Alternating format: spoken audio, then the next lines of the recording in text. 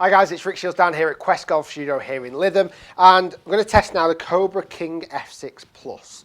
I've just done the F6, so this little rascal, which I've just taken the shaft out of to use in this. F6 King, Cobra King F6, definitely go and check that out because it was quite interesting, the results of that. A couple of weight alternatives. You can put it in penetrating and in towering, and how it performed on GC2, go and see that already on my channel. So moving into now the Cobra King F6 Plus. So the Plus driver, which is pretty much the replacement for the Cobra Fly Z Plus. And then I've also got a Pro version down here on the floor as well, which there's not a lot of difference. I'll talk about the differences of that one anyway. Something brand new for Cobra. They've brought in a very, very deep sliding weight mechanism. So a movable weight, which the movable weight is 18 grams. That's quite a hefty amount of weight. You can move it from the front of the driver all the way to the back, penetrating setting, and it goes back in little notches. Really 4 different settings. It says 5. I'm not sure how it would get in that 5th setting, but anyway, it moves all the way to the back for the most forgiving setting. So all the way to the front would generally, as a rule, be your least forgiving setting, but lowest spin, and longest hitting as a rule, and a little bit more penetrating. You've obviously got your middle setting, which is just very neutral, and then you've got your towering setting. I do love those words, towering and penetrating. They could have just done with something a bit more creative than mid. Neutralizer. That would have been a good word. Neutralizing. So, 18 gram weight.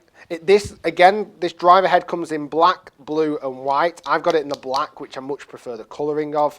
I think it looks like a different shaped head to the F6. It's not quite as long, whether the colour influences that. Really, I mean, you might be able to hear that.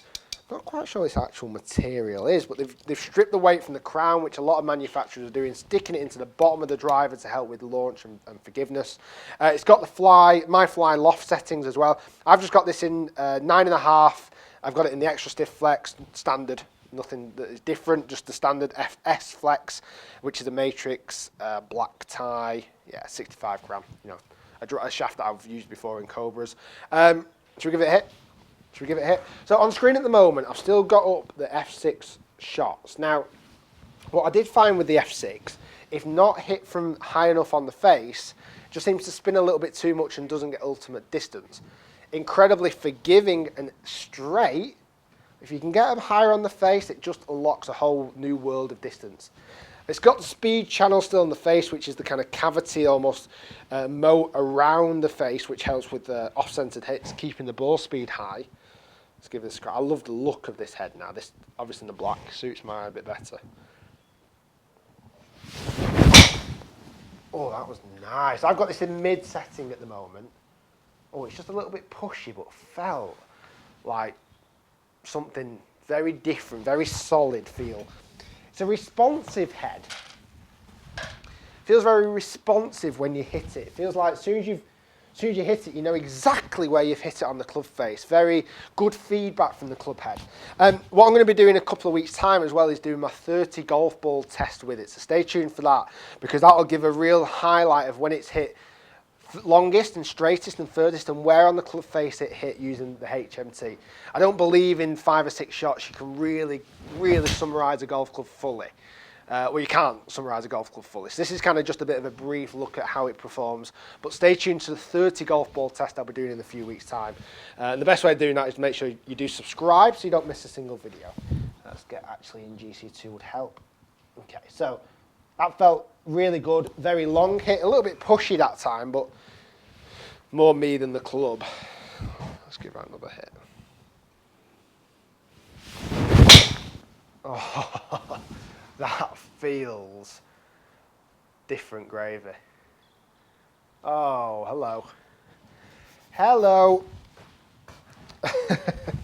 That was great. High off the club face, very, very good hit. This, again, is the driver that I suppose on paper should suit me slightly better, even the Pro version. The difference between the Pro version is just the loft, and it comes in a fade setting. So I can go lower lofted, a bit like the King LTD that they brought out. It's almost identical, well, it is the identical head, but the hosel is different, where you can go from 7 degrees up to 10, and the fade setting. So this weight at the moment is in middle setting, or neutralising setting, as I've now called it.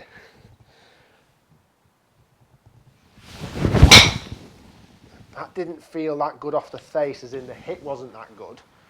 Let's see how it performs still. Yeah, it's a little bit toey. Look at that for a toey golf shot. So it's drawn to the left of the hole, but still performed outrageously good. Spin numbers are much better on this, much lower. Which way around should I go with the weight? Should I go... Let's go weight forward first. So it just screws up. It's not the easiest mechanics to move in the world, but I suppose you're not going to be moving it that much. Once you've got it custom fit and set in, you shouldn't really ever need to move it. I've got adjustable drivers I've had in the past, and once you've got it in that setting, it doesn't really change. So let me just let me clear some of those shots so we can see how that's performed so far. 295 carry, 2,100 spin. Let me just clear those out, all out of the way this time. So this is now in penetrating setting. I've not changed the loft, but it probably, from a custom fitter, you probably would, because if the penetrating more is lower spinning, you'd probably want to add a little bit more loft. Let's get it in the right zone. So this now should effectively be a little bit less easier to hit, because it's less forgiving. The moment of inertia, or the centre of gravity has moved forward, so always makes it a little bit harder to hit a driver that way. But let's see what it does. I love the look behind the ball, sorry.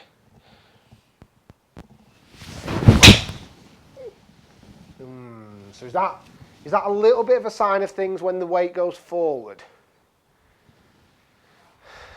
I mean, that's a bad golf shot. But is that because more the weight's gone forward, or was that just a bad golf shot? Let's hit another one. It felt okay off the face. Let's disregard that one so much. Let's hit another one, see if that's the forgiveness of the driver that slipped, or whether that was just a bit of me then. No, it feels slightly off, harder to find middle there.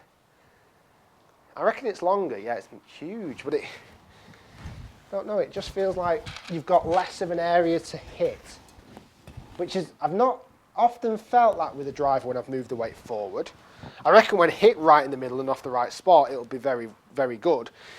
The actual sliding track is almost at a bit of an angle across the head as well, so it's not dead straight going back. It's from the toe of the driver to the back of the heel. So that'll have a little bit of an influence on ball flight as well. And as always, you know, God, I mentioned this loads, do always get custom fit. They know, they're the experts. They'll custom fit you and know where that weight needs to be the most. Let's hit one more in its penetrating setting. Oh, when you find the middle, it's a definite lower ball flight. Oh, look at that. It's got its advantages. Obviously, when the weight goes further forward, that was a significant lower ball flight and a much better total distance and carry distance. Just on off-centered, are you going to get a bit more punished? I think you will do. Personally, I think you will do. Let's go weight all the way back this time. I think I mentioned before that this track is called a carbon track. It is made out of carbon. See, it's just a little bit fiddly that weight, but I suppose you're not going to be moving it that much.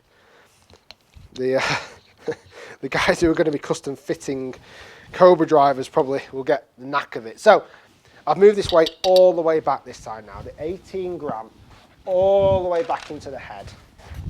So in theory, it's most forgiving setting, but it's towering setting. And let me just to give you a bit of an idea. Like I said, this is not my full-blooded review. This is a snapshot of what this club's doing currently. If you want to see the full review, come back in a couple of weeks where I'll have all of the data lined up, 30 golf shots, knowing how it performs off different parts of the face. You can't give a club a full summary on only 5 or 6 shots. Right, so towering setting. So this kind of weight's moved back and almost into the heel of the driver as well. So let's see how this kind of performs. It'd be good to see this.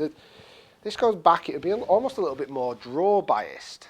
That weight goes a bit more into the heel, it'd be a bit more draw biased. So this is almost high draw, where at the front is your low fade. So I would suspect a little bit more. You would imagine that the way that sliding weight is moving through the head. Most forgiving setting. Oh yes, I think that's the one I would do it in. I think that's the exact setting that I would hit it in. Look at that.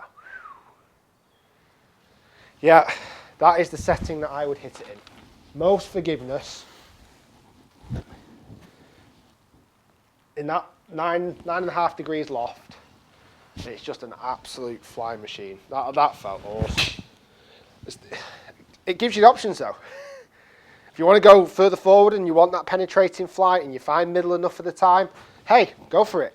If you want a bit of help, you can stick it in the back of the driver head. Nothing wrong with that at all.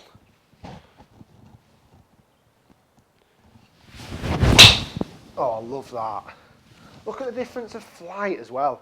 How much higher that is compared to the penetrating. I love that. Love it. How good is that?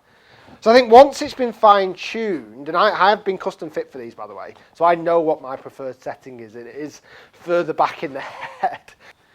These drivers, all three of them, when you get it in the right spot on the head, which is typically a little bit higher on the face, above the equator line of the face, flying machines. They really do seem to go a long way. Guys, stay tuned for my 30 golf ball test with each of these clubs as well. Going to be coming out in a couple of weeks' time.